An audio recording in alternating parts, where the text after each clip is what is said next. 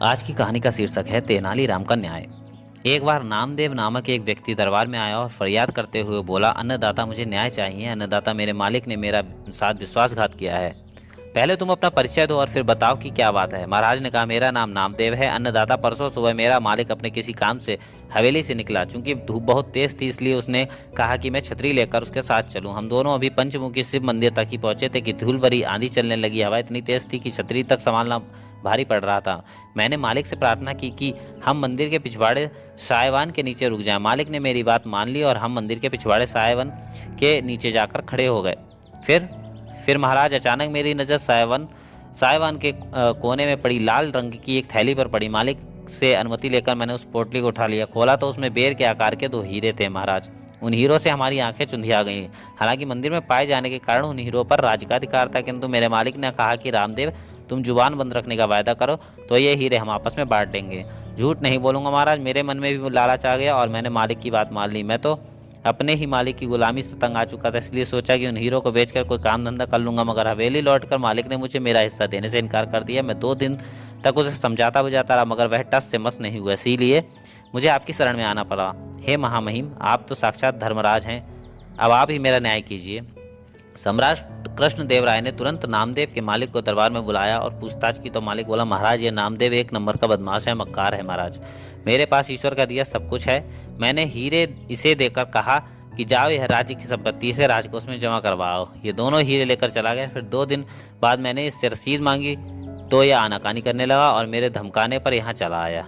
अब आपसे इसने मालूम नहीं क्या कहानी गढ़कर सुनाई होगी। महाराज ने गहरी नजरों से देखा। क्या तुम सच कह रहे हो? 16 आने सच महाराज। क्या वे हीरे तुमने इसे किसी के सामने दिए थे? मेरे 3 नौकर इस बात के गवाह हैं। गवाहों को पेश किया गया तो उन्होंने साफ साफ कहा कि मालिक ने हमारे सामने नामदेव को हीरे दिए थे।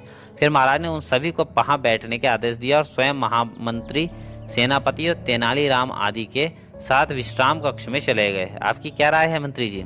मुझे तो नामदेव झूठ बोलता लग रहा है महाराज, किंतु हमें वो सच बोलता लग रहा है। मगर गवाहों पर भी गौर करें महाराज, गवाहों को कैसे झुठलाया जा सकता है? महाराज ने तेनालीराम की तरफ देखा। तुम क्या कहते हो तेनालीराम जी? महाराज, आप सब लोग पर्दे के पीछे बैठ जाएं तो राय दूं। तेनालीराम की बात सुनकर महामंत्री और सेनापति दांत पीसने लगे, किंतु महाराज को चुपचाप उठकर पर्दे के पीछे जाते देखकर उन्हें भी जाना पड़ा। अब एकांत पाकर तेनालीराम ने पहले गवाह को बुलाया। नामदेव को तुम्हारे मालिक ने हीरे तुम्हारे सामने दिए थे? जी हाँ। हीरे कैसे थे, किस रंग के थे और उनका आकार कैसा था? चित्र बनाकर समझाओ। तेनालीराम ने कागज कलम उसके सामने सरकाया तो वह सिटपिटा गया। हीरे लाल थैली में बंद थे, मैंने देखे नहीं थे। ठीक है, खामोशी से वहां खड़े हो जाओ, कहकर तेनालीराम ने दूसरे गवाह को बुलाया और उससे भी वैसे ही सवाल पूछे और चित्र बनाने को कहा। दूसरे गवाह ने उल्टी सीधी 2 आकृति बनाकर रंग बता दिए। फिर उसने तीसरे को बुलाया और उसने कहा, हीरे भोजपत्र के कागज में लिपटे थे, आकृति और रंग तो मालूम नहीं। सभी गवाहों ने एक दूसरे के उल्टे उत्तर दिए थे। अब उनके दिल जोर जोर से धड़क रहे थे। तभी महाराज पर्दे के पीछे से निकले और क्रोधपूर्ण नजरों से घूरने लगे। तीनों यह सोचकर कांप उठे कि उनका झूठ पकड़ा जा चुका है। इससे पहले कि महाराज कोई कठोर आज्ञा देते कि उन्होंने लपक कर उनके पाँव पकड़ लिए और गिड़गिड़ाते हुए बोले, हमें क्षमा कर दे महाराज, हम झूठी गवाही देने पर मजबूर थे।